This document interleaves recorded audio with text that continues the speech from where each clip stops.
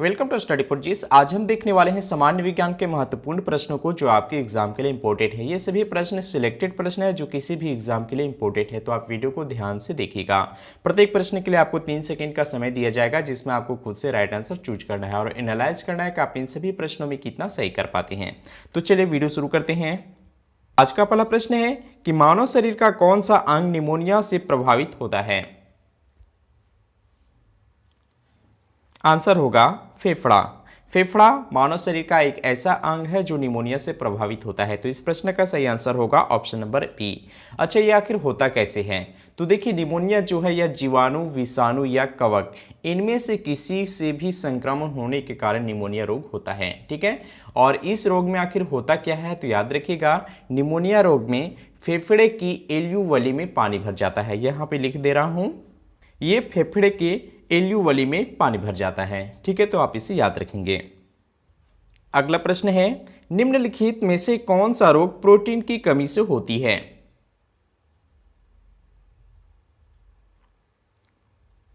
Answer होगा क्वाशियोकोर। क्वाशियोकोर ये protein की कमी से होने वाला रोग है। इस प्रश्न का सही आंसर होगा ऑप्शन नंबर बी। अगला प्रश्न है, निम्न में किसका मुख्य अवयव क्लोरीन गैस होती है?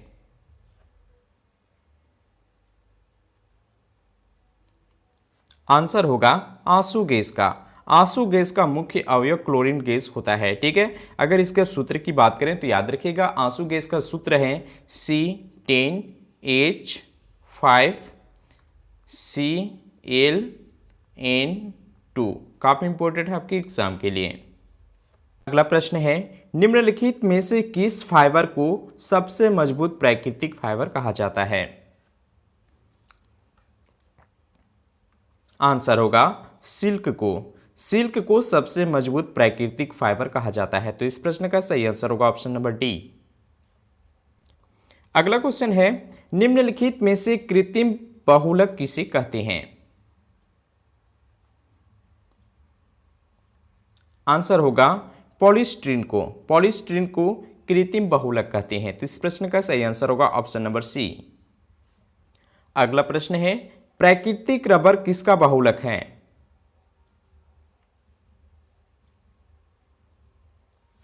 आंसर होगा आइसोप्रीन का। प्राकृतिक रबर ये आइसोप्रीन का बहुलक है। तो इस प्रश्न का सही आंसर होगा ऑप्शन नंबर ए। अगला क्वेश्चन है, निम्नलिखित में से कृत्रिम रबर किसे कहते हैं?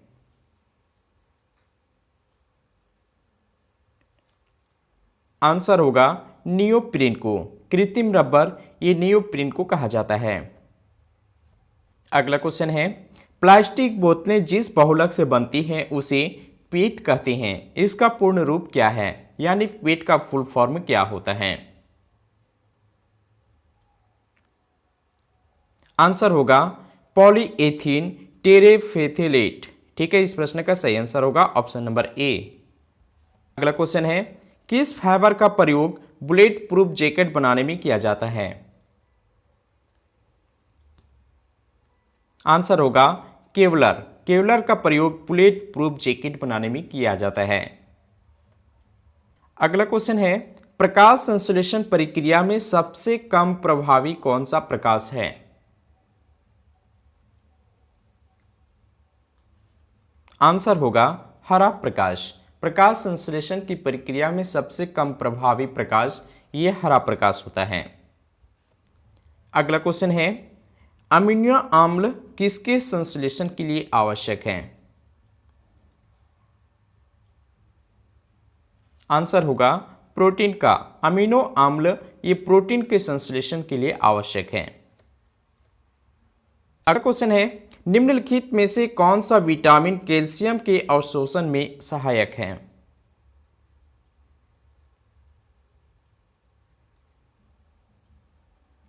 आंसर होगा vitamin D. Vitamin D calcium के अवशोषण में आवश्यक होता है। तो इस प्रश्न का सही आंसर होगा ऑप्शन नंबर बी। अगला क्वेश्चन है,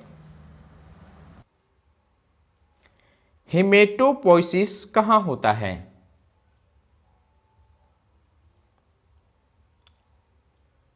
आंसर होगा अस्थि मज्जा में। हेमेटोपोइसिस ये अस्थि मज्जा में होता है। अस्थि मज्जा में रुधिर कणिकाओं का निर्माण करना ही हेमेटोपोइसिस कहलाता है। ठीक है, तो इस प्रश्न का सही आंसर होगा ऑप्शन नंबर डी।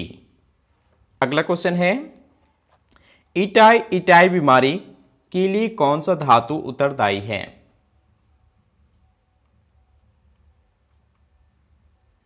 आंसर होगा कैडमियम।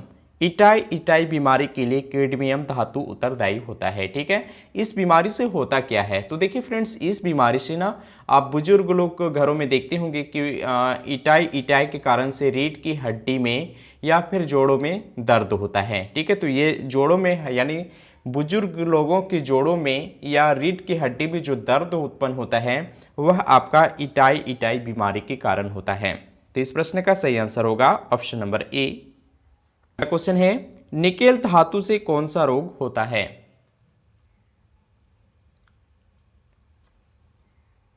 आंसर होगा डर्मेटाइटिस।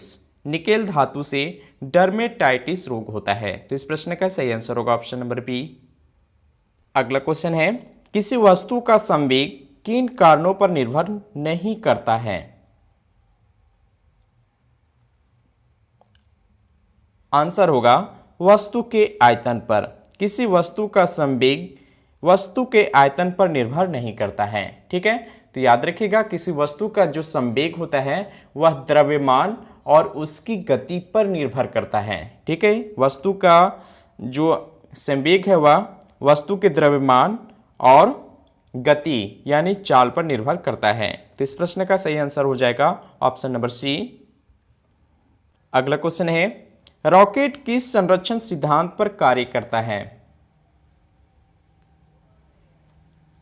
आंसर होगा रेखीय संवेग संरक्षण। रॉकेट रेखीय संवेग संरक्षण के सिद्धांत पर कार्य करता है। अगला क्वेश्चन है, पीत कहां संचित होता है? आंसर होगा पित्ताशय में। पीत पित्ताशय में संचित होता है। अगर आपसे एग्जाम में प्रश्न पूछे कि पीत का निर्माण कहाँ होता है, आंसर होगा यकृत में। यकृत में पीत का निर्माण होता है और पित्ताशय में इसका संचय होता है। तो इस प्रश्न का सही आंसर होगा ऑप्शन नंबर सी। अगला क्वेश्चन है, निम्नलिखित में से कौन सा रोग दूध द्वारा फैलता है?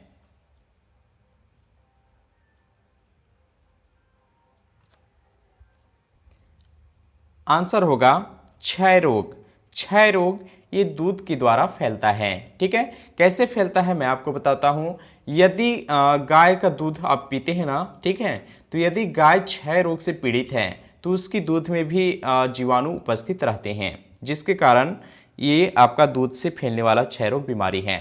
अच्छा, ये होता है किस नामक जीवाणु से? तो याद रखिएगा, क्षय रोग ये आपका माइकोबैक्टीरियम ट्यूबरक्लोसिस नामक जीवाणु से फैलता है। क्षय रोग किससे फैलता है? माइकोबैक्टीरिया ट्यूबरक्लोसिस नामक जीवाणु से। ठीक है, अच्छा, ये क्षय रोग से प्रभावित क्या होता है? तो मैंने अभी ऊपर में भी आपको बताया कि क्षय रोग से फेफड़ा प्रभावित होता है। ठीक है, तो इस प्रश्न का सही आंसर होगा ऑप्शन नंबर ए। अगला क्वेश्चन है, मिट्टी के जड़ की रेशों तक जल पहुंचने का कारण क्या है?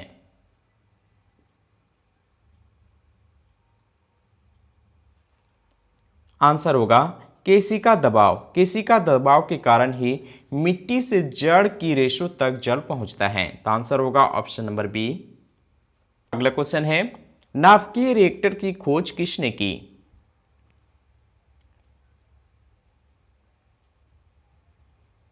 आंसर होगा एनरिको फर्मी। एनरिको फर्मी ने नाभिकीय रिएक्टर की खोज की है। ऑप्शन नंबर ए इसका राइट आंसर है। इस वीडियो का अंतिम प्रश्न है आपके लिए कि नाभिकीय रिएक्टर में ग्रेफाइट का प्रयोग किस रूप में किया जाता है? ऑप्शन ए ईंधन के रूप में, बी स्नेहक के रूप में, सी मंदक के रूप में, डी विद्युत संवाहक के रूप में। आप इस प्रश्न का आंसर आप हमें कमेंट बॉक्स में लिखेंगे। उम्मीद है आपको वीडियो अच्छा लगा है तो वीडियो को लाइक और शेयर करेंगे। मिलते हैं अगले क्वेश्चन के साथ। Thank you watching my video. और हाँ, यदि आप इस चैनल पर नए हैं तो चैनल को सब्सक्राइब कर लें, साथ ही बेल आइकन को भी प्रेस कर दें ताकि आने वाले सभी वीडियो का नोटिफिकेशन आपको मिलता रहे। तो मिलते हैं अगले क्वेश्चन के साथ। Thank you watching my video.